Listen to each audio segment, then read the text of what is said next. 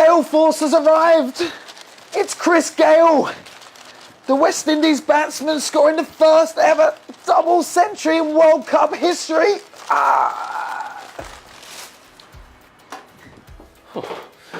So it's been over 100 sixes already in this tournament, and Chris Gale has just scored 16 of them in one single innings. Wow. Now let's see the great man in action. It's the West Indies against Zimbabwe in Canberra. Chris Gale, who survived a close LBW review of his first ball, cut loose and blasted a brilliant 215 off just 147 balls. Oh dear, put it down. He's gone for it. Oh yeah. Has he hit that well enough? Cut away and 4. Gone. No, you're giving him length. Two's the call. But it's 4. A double 100 for Christopher Henry Gale. Goes down to the boundary for 4. Marlon Samuels made an unbeaten 133 as the pair shared a world record stand for an ODI international of 372 runs. Zimbabwe's chase struggled from the off as captain Jason Holder, 3 for 48, and Jerome Taylor, 3 for 38, took control. Could be out down the third man and is. That's a good shot. Brendan Taylor, 37, and Sean Williams, 76, led the fight back. 50 for Sean Williams. Craig Irvine also chipped in with a half century. Fantastic shot down. But their hopes of an unlikely victory faded as wickets tumbled, including 2 wickets for Gale. Zimbabwe eventually bowled out for 289. I have to say that was a great effort from Zimbabwe there, really pushing the West Indies, but at the end of the day it was the Gale show, adding 2 wickets to that magnificent 215. And here's a stat for you, because I know you like a little stat, don't you?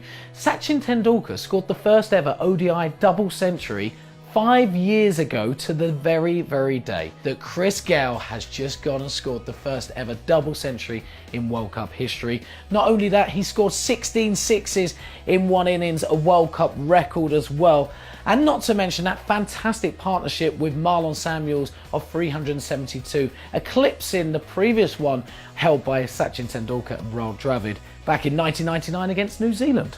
It wasn't just me getting excited about this innings, social media was going crazy.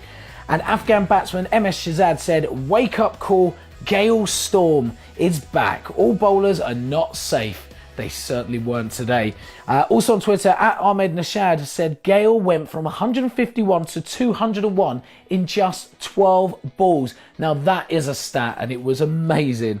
At Pankajaz said, "We should name the day Chris Gale Day." Even before this game, I really thought that West Indies could threaten some of the favourites and become the dark horse of the tournament. Well, what did the stars of the World Cup think? Let's have a look.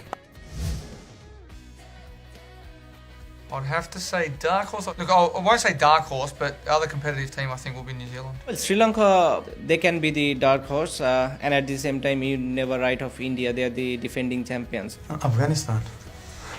Dark horse, you can't say anything in this type of big event. You know, anytime any team can upset anyone, any lower team can upset any big team. The West Indies are probably the ones that I think could really do some damage in this tournament. A very strong bowling lineup and a extremely strong batting lineup, and if they can get it all working, I think they could win. I think India still, obviously they've had India a good outside bet because they've had a tough winter. They've played some not so great cricket, but they've got some good players, and obviously Virat Kohli's a world-class player, and they've got a great batting lineup. I think England's going to be a dark horse. They've got a wonderful bowling attack, and they're just building around their team right now in terms of batting. Some of the key players are coming into form, so they're going to be a bit of a dark horse. And having said that, the champion side's going to be India.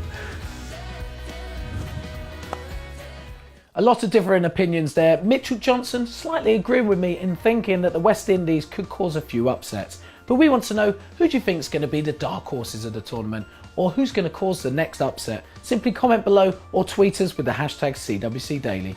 But that's it for today. Come and join us tomorrow as we see Ireland look to push towards the quarter-final as they take on the UAE.